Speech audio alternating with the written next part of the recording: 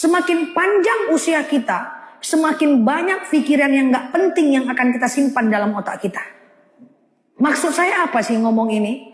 Bapak Ibu yang saya sayangi karena Allah, hidup ini gak ada yang ideal. Jika kita di usia 50-an, 60-an, akan banyak hal-hal yang tidak sesuai dengan keinginan kita. Contoh, izin minta maaf. Kadang-kadang anak udah dewasa tapi belum mandiri, bawa beban pikiran. Kadang-kadang menantu tidak pernah ngunjungin kita, bawa lagi beban pikiran. Kadang-kadang lo anak kok gak pernah ke rumah ya, bawa lagi masuk lagi dalam file otak kita. Kadang-kadang loh kok menantu gak suka sama saya ya, padahal saya udah tua, masuk lagi dalam pikiran kita. Lah kita sakit kok anak gak datang ya ke rumah, masuk lagi dalam pikiran kita. Oh kok saya udah lama gak dikunjungin anak ya, sampai ada orang tua yang bilang tunggu mati aku dulu baru kalian datang, masuk lagi dalam pikiran orang tua. Kadang-kadang kita pergi majelis taklim, rumah kayak gitu kondisinya, kawan-kawan menyinggung kita pula, masuk lagi dalam kepala kita. Saya ingin berpesan kepada, saya anggap sebagai orang tua saya lah. Ini juga saya bilang sama orang tua kandung saya. Di usia mak, di usia bapak sekarang ini, fokus aja gimana caranya masuk surga. Kalau ada anak menantu yang tak sesuai keinginan hati kita, ikhlaskan. Kalau ada anak yang masih melawan, ingatkan, ikhlaskan. Ibaratnya tawakal, detachment. Kita gak bisa merubah itu semuanya. Kalau ada kita sakit, kok gak dikunjungi ya? Kok gak datang juga ya? Anakku mapan, kok gak bantu aku ya? Ikhlaskan. Kok gak ikhlaskan Ustazah? Selamatkan pikiran kita. Selamatkan pikiran kita. Hidup ini tidak ideal Bapak Ibu.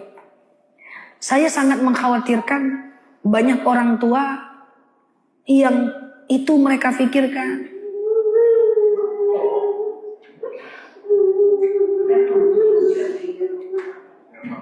Nggak apa-apa Bu. Iya.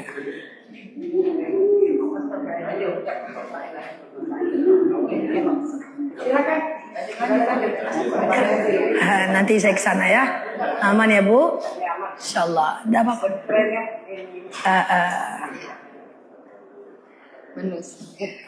Iya, sabar ya. Aman ya Bu? Oke. Ikhlaskan. Itu karena kalau kita simpan Bu, itu ibarat file yang ada dalam handphone. Nggak penting kita simpan dalam-dalam. Ujung-ujungnya apa? Saya khawatir sekali. Ibu jadi nggak tenang. Ibu risau. Menung-menung. Ingat itu semua. Yang paling saya takutkan kepada orang tua. Termasuk mungkin orang tua saya atau ibu semua yang saya anggap sebagai orang tua saya. Akhirnya apa? Ibu-ibu ibadahnya jadi nggak fokus. Ibu-ibu jadi nggak fokus sholatnya. Jadi nggak fokus majelis taklimnya. Akhirnya pikiran kita jadi terganggu. Nah, yang saya pengen pesan saya itu yang pertama Bu. Akan banyak hal di luar kondisi kita. Kira-kira Bapak Ibu bisa mengikhlaskan itu semua? Kira-kira Bapak Ibu bisa ikhlaskan itu semua? Bu, saya selalu bilang kepada jemaah yang orang tua.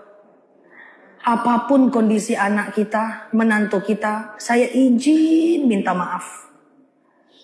Paksakan diri tetap ridhoi mereka ya.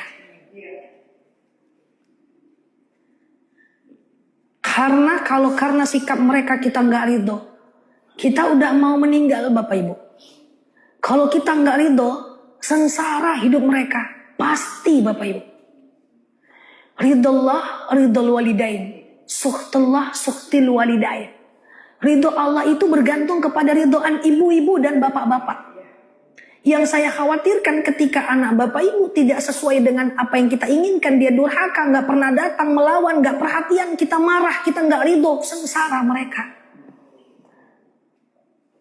Jadi itu yang saya khawatirkan Bapak Ibu.